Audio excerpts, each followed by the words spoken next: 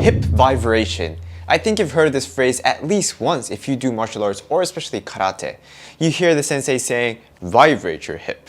Or maybe you see in the videos, all these great masters, that slight hip movement when they do any punch, block, or even kicks. But why do you do that and how are you supposed to make that correct? Here in the video, I'm going to be explaining it from step 0 all the way to the execution, so please stay tuned and let's get started. Hi guys, I'm Yusuke, a karate coach here in Japan, and I'm here for you to solve the problem and this concept of hip vibration. First, I'm going to be using a belt to explain why you do this. Alright, so let's say I want to use this belt and smack it onto this heavy bag. How would you do it? I think usually you would do this. Like swinging it, right? This equals to opening the hip to the side and rotating it like this. So these gyakuzuki, reverse punch, these, or like a straight punch in boxing, these are all the same motion to this. However, you know, like when you were little, these like stupid kids, they would get the towel wet and they would whip it to you. Oh! That's, I think, doing not this, but more like this, right? Like snapping it, making the impact point at that as a point, not a line, but as a point. Here, this. This hurts too, right? It's not like one is better or than the other, but simply the pro of doing this is you can do it like multiple times. But if you do this, it takes time to charge up for the next one because you have to do this, come back, this takes time. So that's why in hip vibration, that's what's basically happening. For instance, when you do this, if you swing it all the way here, then I have to charge again and punch. Ba, ba, ba, ba. This takes time. But if I don't go all the way here and I turn it back, so it's here. One, not one, but one, like this. Like this. Or maybe it's easier if I show it to you like this. It's not like this, but it's swing and then you resist, you add a resistance, you stop at the end. As a result, you can stop here and punch consecutively.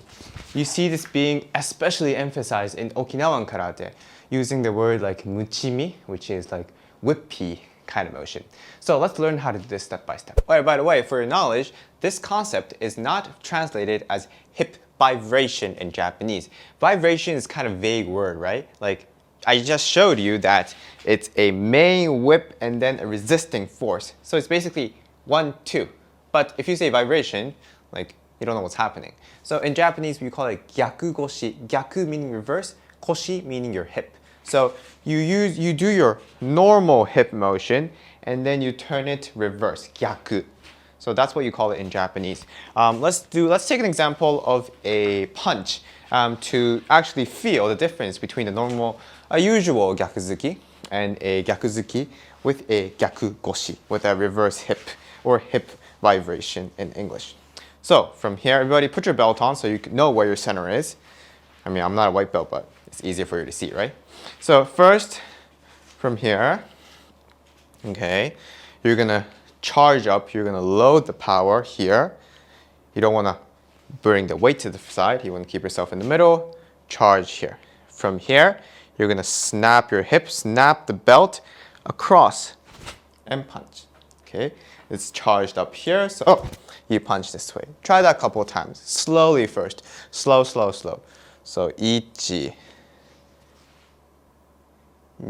hip moves, and then the arm follows.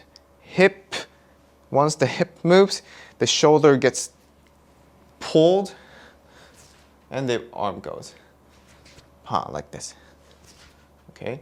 It's not moving together like this. It's hip slightly earlier, and then punch. So you feel that little twist, or I guess that little pull here. Pull, resist here, pull back here, and then punch. Pa, pa, and arms relaxed. If you do it here,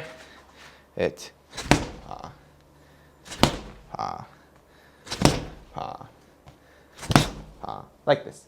So now that you've done that, let's now add the gyaku goshi. From here, you relax again. You go here. But at the last moment, when you turn your forearm in, with this, you resist. You lead it, you lead the hip, arm goes out. Last moment, as you do this, you snap the hip back. The very common mistake here is that people don't do this swing. It becomes so small and the resistance becomes small. Like you saw with the towel, if you don't swing hard at first, this snapback is not going to be strong. So you have to generate enough power at first and stop it with great power. That's what gives it the impact. So from here, I'll do it slowly. Open, relax, lead, resist. Open, lead, resist. Open, lead, resist. Open, lead, resist. This will take some time to get used to if you haven't done anything like this, but if you're doing karate, whatever it is, American karate, Japanese, mainland, Okinawan, if you can't do this, you're missing out on a lot. But by knowing this, you're going to set a huge distance away from your other karate friends. So share this with your friend, or maybe you don't have to share it, keep it to yourself. But please, just practice this because this is very important. Here. And the reason is impact at one point, not swing 1 point. So if I do it full speed, it's here, here, from here. Normal one, this one, here, here, here, here. So please give this a try over and over, slowly first. Each pa. The key point is matching this to this. Make sure your axis doesn't move though. So that'll be it for today's karate technique video. If you'd like to learn more about karate, then please come join my online group lesson and private lesson where we can actually connect on Zoom and have a conversation to improve your karate. So I'll see you guys there and see you in my next video.